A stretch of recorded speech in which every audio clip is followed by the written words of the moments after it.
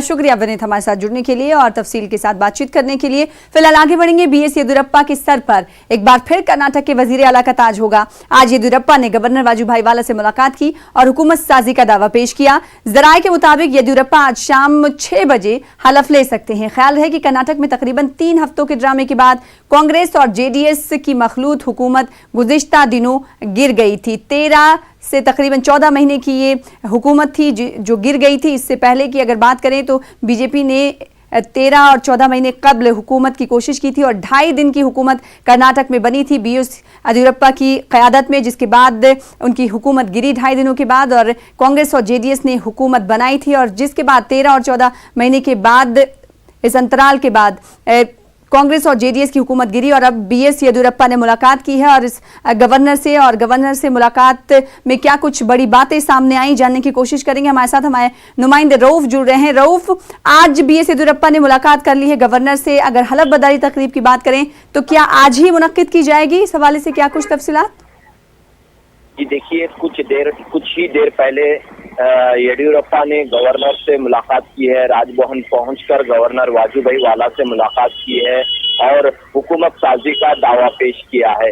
और इस बात पर गवर्नर ने भी जो है रजामंदी का इजहार किया है कि आप जो है हुकूमत तश्कील दीजिए।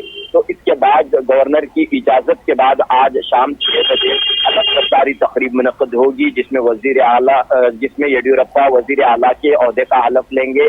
और अब देखना ये होगा कि उनके साथ मजीद कौन कौन हलफ लेंगे।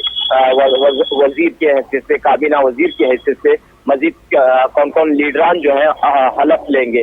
बहरहाल येदियुरप्पा अब जो है वजीर आला बनने जा रहे हैं और इनका जो कोशिश थी पिछले कई महीनों से मसलसल कोशिश की कि इस हुकूमत को बेदखल करके कांग्रेस जेडीएस को इक़्तिदार से बेदखल करते हुए दोबारा इक़्तिदार पर काबिज हो, तो ये कोशिश जो है येदियुरप्पा की और बीजेपी की कामयाब हुई है। रऊफ, हलफ बर्दारी तकरीब के हवाले से क्या तैयारियां जारी हैं? इस हवाले से कुछ आपको दिख रहा है वहाँ बेंगलोर में? जी देखिए, तैयारियां, ये जो तकरीब होगी वो सीधी सादी तकरीब होगी। जैसे कि हम जानते हैं कि अभी यहाँ पर जो पेचीदगियां, उलझने जो बरकरार हैं, यही वजह है कि ज्यादा यहाँ पर धूम धड़ाका या धूमधाम से तकरीब नहीं होगी, बल्कि एक सीधी सादी तकरीब जो बिल्कुल ही कम वक्फे में मुनक़द की जा रही है। और यहाँ पर देखना ये होगा कि क्या अमित शाह और बीजेपी के आला लीडर इस तकरीब में शिरकत करेंगे या नहीं करेंगे, ये देखने की बात होगी। लेकिन सबसे पहले ये कोशिश है बीजेपी के, पहले हुकूमत बना ली जाए, एक मुस्तहकम हुकूमत की जानिब कदम बढ़ाया जाए।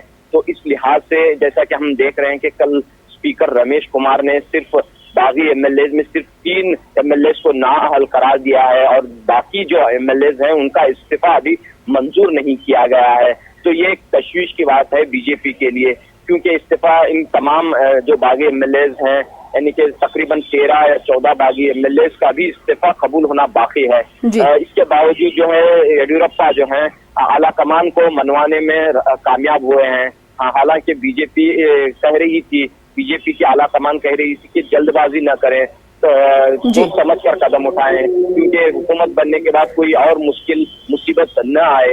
इसके बावजूद जो है येदियुरप्पा ने जो है आला कमान को मनवाकर आज जो है हलफ बर्दारी तकरीब का सिलसिला होगा और येदियुरप्पा जो है रियासत कर्नाटक के दोबारा वजीर आला मुकर्रर होंगे।